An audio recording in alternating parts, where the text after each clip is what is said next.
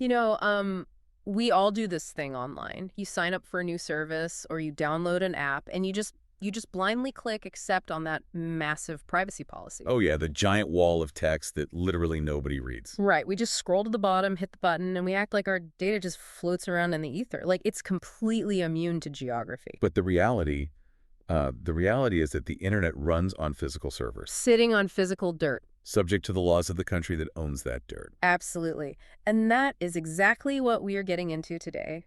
Welcome to the WeCyberYou Unlocked podcast. I'm your host, and today's deep dive is based on a really comprehensive dossier provided by WeCyberYou. And we are unpacking a massive piece of legislation today, Russia's federal law, NOA 152 FZ. Which is essentially their primary privacy and data protection legislation. Yeah. And I have to say, looking through the WeCyberYou research, this is not just another policy to skim over. Definitely not. If you're working in tech or security or compliance, this law is the heavy artillery of data sovereignty. It really is. And our mission today is to frame why this matters to you.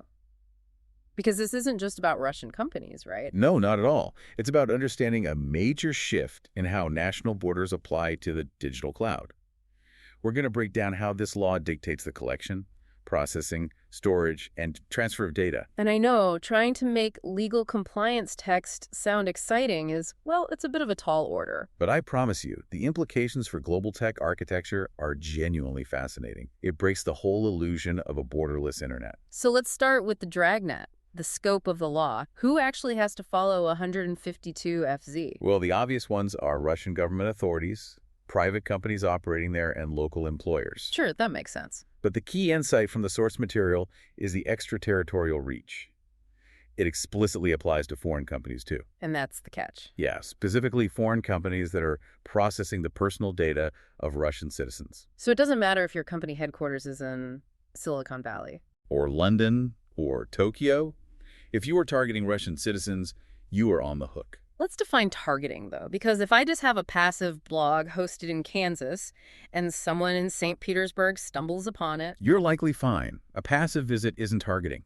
But the moment you start enabling transactions in rubles, or you use a .ru domain name... Or run marketing campaigns localized in Russian. Exactly. The moment you actively court that market, congratulations, you are subject to federal law 152 FC.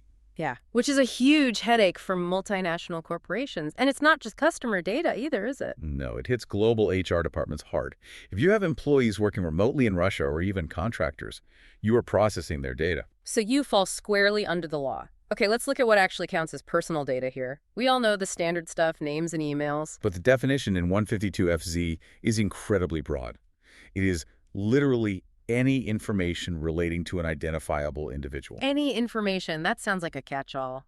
It is designed to be a catch-all. So yes, you have this full name, address, phone number, email, passport info, Date of birth, employment records. financial details, all of that. Huh? But there's a digital twist that catches a lot of security pros off guard. Online identifiers are included. Right, the digital exhaust. Yes, things like IP addresses, cookies, and account IDs. Wait, an IP address? So if I'm just running a standard web analytics tool to track user behavior on my site, I'm collecting regulated personal data. If that IP address can be linked back to a person, yes. And in the eyes of the regulator, it almost always can. That is wild. That means your marketing stack, your fraud detection systems, your server logs. They're all full of regulated data. You can't just treat logs as basic system data anymore. Okay, but surely some of this data is treated differently. It can't all carry the same weight. You're right. That brings us to the sensitive side of the law. There is a specific category for sensitive personal data. Which requires much stricter processing and security, I imagine. Much stricter. We are talking about health and medical records, information on a person's private life, their religious beliefs, or political views. And biometrics? Biometrics is the huge friction point right now. Yeah. Fingerprints, facial recognition, voice patterns. Especially since so many apps use Face ID or voice authentication just to log in these days. Exactly. And the rules of engagement for this sensitive data are intense, which ties into the core principles organizations have to follow. Right. The WeCyberYou dossier outlines about 10 of these commandments. Let's hit the major ones. Lawfulness and fairness is the baseline. You have to process data legally, yes. But the one that really disrupts modern business is purpose limitation. How so? Purpose limitation says data must be collected for a specific, predefined purpose. And crucially, it cannot be reused for unrelated activities without getting new permission. So that completely breaks the whole big data hoarding mindset. It destroys it. You cannot collect customer data to ship them a physical product and then just dump that data into a lake to train an AI model. Or sell it to a marketing partner. Not without going back to the user and getting fresh consent for that specific new purpose. Which is a nightmare for data scientists who just want to keep everything just in case it becomes useful later. Well, 152FZ makes that kind of data hoarding illegal. And that ties directly into the retention principle. You have to delete it once the goal is achieved. You are legally obligated to. It's not just good data hygiene. It is a legal mandate. If you're holding on to transaction logs from 10 years ago just for historical analysis, You might be violating the law. right, unless you have a very specific legal basis for archiving it, There's also the accuracy principle. which requires you to correct or destroy inaccurate data That sounds simple on paper.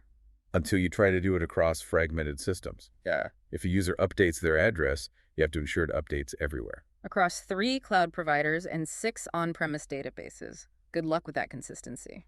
So how do companies even get permission to do all this? What are the consent mechanics? It has to be freely given, specific, informed, and explicit. That sounds very much like GDPR standards. It is similar, but here's the kicker for sensitive data, like biometrics. The law often mandates written consent. Written consent. In 2026, are we mailing forms?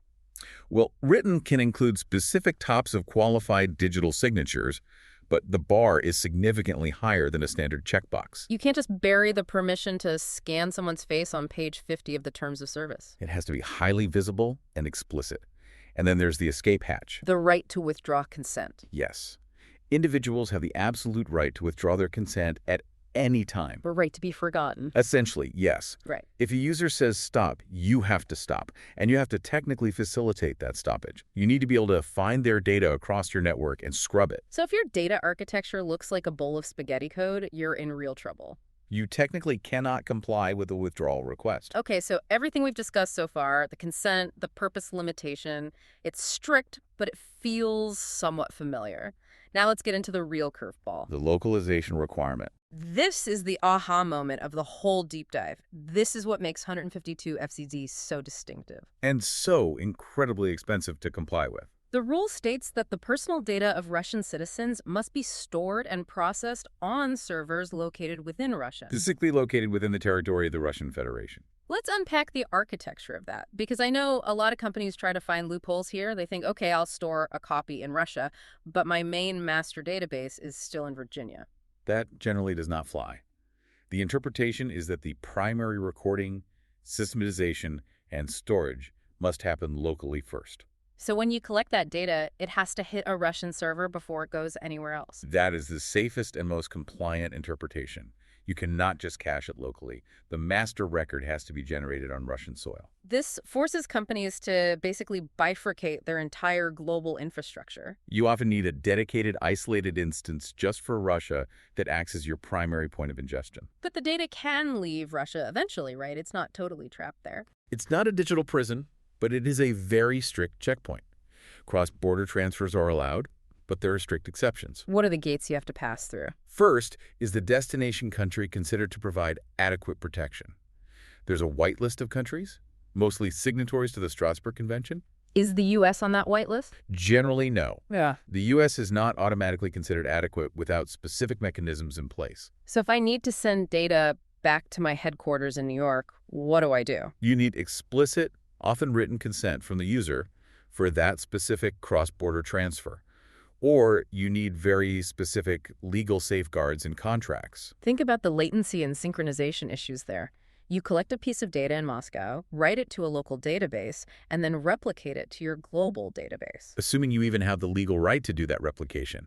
It is a distributed systems engineer's nightmare. And it's a massive financial burden. You have to rent rack space or pay for local cloud providers physically inside Russia. You cannot just spin up a new instance in your existing AWS availability zone in Europe and call it a day. And this isn't just theoretical compliance talk. We have seen massive players try to ignore this requirement. Which brings us to the enforcer. The sheriff in town, Roskomnadzor. That is Russia's Data Protection Authority. They are the folks with the badge. What happens if you don't play ball? What if a company just decides re-architecting their database is too hard and they ignore it? The WeCyberYou dossier lays out the escalation ladder pretty clearly. It starts with administrative fines. Are the fines actually painful or just a cost of doing business? They have been ramping up significantly, especially for repeat offenses regarding localization. But honestly, for a trillion-dollar tech giant, a monetary fine is rarely the thing that scares them. It's the operational penalties. Exactly. Roskomnadzor can demand mandatory corrective actions. They will audit you, and if you fail to comply, they have the nuclear option. Website blocking. Complete restriction of access to the resource from within Russia. And they actually use this, right? It's not just an idle threat. They absolutely use it. Major household name professional social networks have been blocked in Russia for years, specifically because they refuse to move their servers to Russian soil. That is a harsh reality check. If you are a digital platform, being blocked is a death sentence for that specific market. You lose 100% of your traffic overnight. And it signals to the rest of the world that the state has the technical capability and the political will to just cut the cord. We shouldn't overlook the citizens' rights in all this, though. The law does empower the individual. It gives regular people the right to demand access to their data, the right to demand correction or deletion. And the right to block unlawful processing. Right. If a citizen feels you are mishandling their data, they complain to Roskomnadzor. If the regulator agrees, they come knocking. So you are fighting a war on two fronts. The technical infrastructure requirement to localize servers, and the consumer-facing requirement to handle individual data rights requests. It is a massive compliance burden. So, zooming out for a minute, why does our listener, who might be sitting in a security operations center in Toronto or Berlin or Sydney, why do they need to care about this specific deep dive? Because Russia is no longer an outlier here. They were early adopters of this strict localization. But this trend of data sovereignty is spreading globally. It's highly contagious. It really is. Nations are looking at the internet and realizing that data is a vital strategic asset. They do not want the intelligence and data on their citizens sitting in a data center in a foreign country. Especially a country that might be economically or politically hostile to them. Exactly. We are seeing versions of these localization debates popping up in India, in China, obviously, and even in Europe with the aggressive push for sovereign cloud infrastructure. So 152FZ is essentially a case study for the future of the internet. That's the perfect way to look at it. Which brings up a really provocative thought I want to leave our listeners with. Expert, we talked earlier about this concept of the splinter net. Where does this all end? That is the ultimate question. If every single country follows this path, if strict data localization becomes the global standard, does the World Wide Web cease to exist? Are we heading back to a world of completely siloed networks just on a national scale? A fractured, nationalized internet. Your digital experience and where your data lives would be entirely determined by your physical passport. And what happens to global innovation in that scenario? So much of modern tech relies on the free, borderless flow of data. We might be trading incredible digital efficiency for national sovereignty. And the true cost of that trade-off is something the industry hasn't fully calculated yet. We are building digital walls just as fast as we built the digital bridges. It's a sobering reality, but it's the reality security professionals have to navigate now. You practically need a law degree in international diplomacy just to configure a firewall these days. It definitely feels that way. Look, if this deep dive has made you realize your company's data map is completely outdated, you need to go directly to the source. Absolutely. Yeah. This entire discussion was built on the incredible research provided by WeCyberYou. They break down these massive geopolitical shifts with the exact technical detail you need to actually do your job. So please follow this channel and make sure you visit WeCyberYou.com for more educational cybersecurity content like this. It is a phenomenal resource if you want to stay ahead of the regulators. WeCyberYou.com is where you need to be. Thank you so much for joining us on the WeCyberYou Unlocked podcast. Keep your data local, keep your consent explicit, and we will catch you on the next deep dive. Stay secure, everyone.